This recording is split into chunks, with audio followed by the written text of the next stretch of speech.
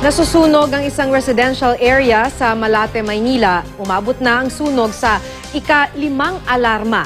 Para sa detalye, makibalita tayo kay Cecil Villarosa ng Super Radyo DZBB. Cecil?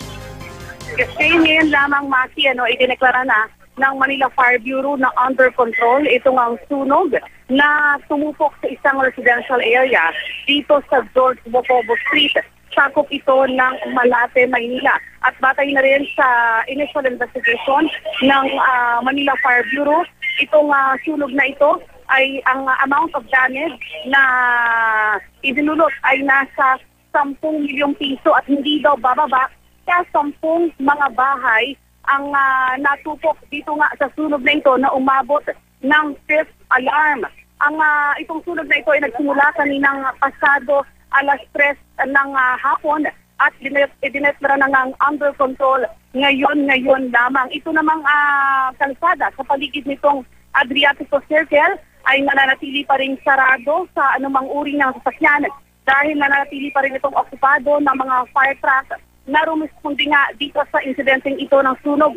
Kulay manipis na rin, Maki, itong usok na nagmumula nga dito sa hilera ng mga bahay na pinagmula nitong sunog at kulay puting na rin indikasyon na malaking na indikasyon na naapulaan na yung apoy na tumupok nga dito sa isang residential area na ito. Itong mga bahay na natupok karamihan ay gawa sa light materials pero meron din namang mga bahay na gawa sa mga konkreto na hindi na rin nadamay dito sa sunog itong isang 5 palapag na commercial establishment na katabing-katabi lamang nitong residential area na nadamay nga dito sa sunog na ito dahil mataas itong firewall nitong commercial establishment na ito na katabing-katabi lamang nitong hilera ng mga bahay na kung saan nga sumiklab itong sunog. Nananatili naman dito sa Adriatico Circle itong mga residente na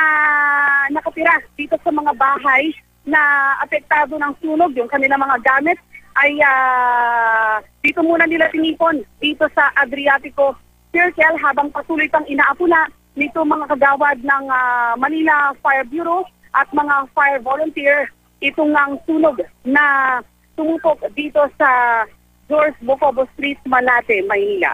Maki? Maraming salamat, Cecil Villarosa ng Super Radyo DZBB.